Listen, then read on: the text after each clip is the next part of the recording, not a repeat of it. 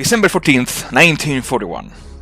If last week the Leningrad Front went on the offensive and even pushed back a couple of enemy infantry divisions, this week the Germans react swiftly and without wasting time to the Soviet attempts to penetrate their lines. And so, after just 1 week of going in the counter-offensive, the Soviet High Command has to rethink its strategy, because by the end of this week, the Germans have already heavily fortified the lines between Leningrad and the frozen Volkhov River.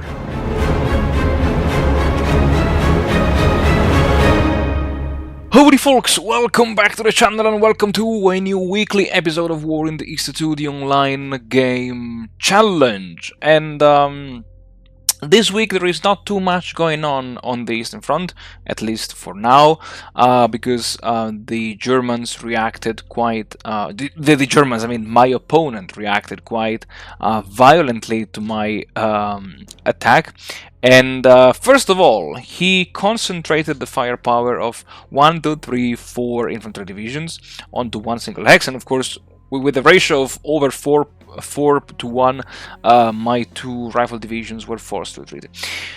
Even though I was expecting something much bigger, I was expecting some routes or some routes at least, but this did not happen, and I'm very happy about it.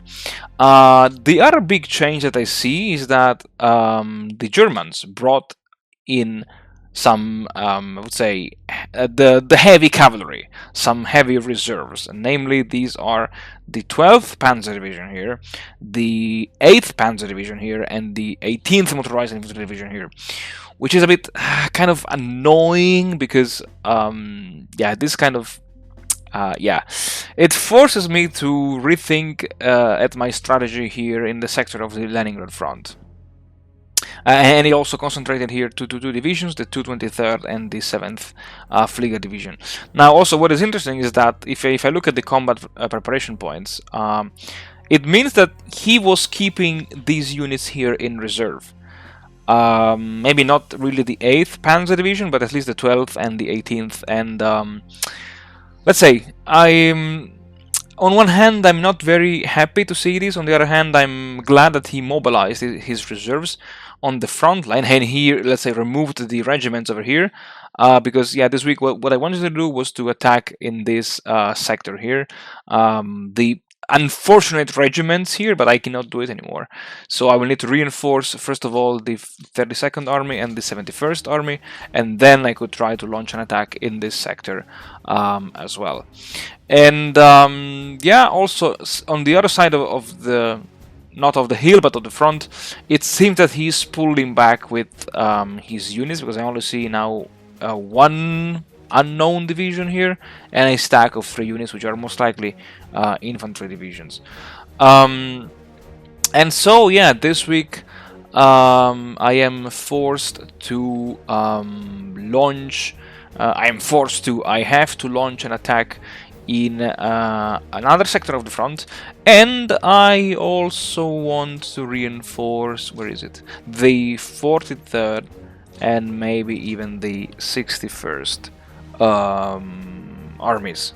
Why is this? Well, again, I cannot say this, but I want to bring reinforcements to these guys over here. And well, let's have a look at the events. We have the garrison in Western Europe, the Soviet partisans. Okay, the turn summary, we have 30,000, almost 30,000 men lost on the map, 5,000 gained, 314,000 gained in the theater boxes, and these are most likely all of the artillery. Artillery support. That now have arrived to the Soviet reserves, and that they will be disbanded at some point. And the Axis got 134,000 men as reinforcements. This is really scary. This is really scary. And let's have a look at the metrics here on the map. And he is bringing reinforcements on the map. Most likely some divisions from Western France. That's pretty scary. Also, what is interesting is this loss here of 143 AFVs. That's a bit unexpected. I wonder if it's because of the movement of the 12th Panzer Division and the 8th Panzer Division here in these sectors. But I don't know. I cannot say this. Well, I would say anything new from the leader. Oh yes, like I've seen. Yes, like this one here. Like Joseph Korun, General Major Joseph Korun, improved his political rating from 5 to 6. Now, I'm wondering, I'm asking myself, amongst all of these skills that this guy could have improved, why did he improve the political one? Like, let's have a look at. I think I was looking for it exactly already when I saw this the logistics report, and look at this guy. I mean, come on, he had 21 defeats, 8 victories. He has a morale of 4, initiative of 3, admin of 4, and political of 6. Like, what the hell is this?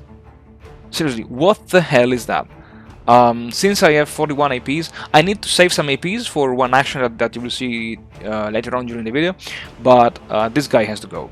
I really don't like it. I might even put back Maslenikov, actually, yes, why not? But yeah, so anyway, enough talking for now, and as always, the time has come to jump straight into the episode. Alright folks, so honestly, what can I say? If I remember correctly, I said in the last episode that no battle plan survives the first clash with the enemy, and oh my god, my battle plan was just brushed aside by the rapid intervention of the German reserves. I said in the, let's say, second introduction that I was kind of happy to see that my opponent mobilized the 12th and the 8th Panzer Divisions, but I didn't say why I was happy. You know, I don't know where his mobile reserves are, and now finding that 2 out of his, I think, 19 Panzer Divisions are now on the Eastern Front. I mean, on the Leningrad Front. It means that those 2 divisions are not anywhere else. I know that it's not very, let's say, reassuring to know that 2 out of 19 or 20 are, let's say, known. I know their positions, but still, I think it's better than nothing. And yeah, this week I think I will just, let's say, reorganize my troops once again, because this counterattack caught me completely off guard. And if I am to catch my opponent by surprise, well, I need to rearrange and reorganize my battle plans. As always, no spoilers. I don't want to reveal too many information. I don't want to talk too much now, so I'm sorry guys, but let's say something might happen next week, or something might happen at the end of December, or I don't know, maybe even in January. I don't know. It depends on how much time I need to reorganize my troops and prepare the support units, the logistics, and so on and so forth.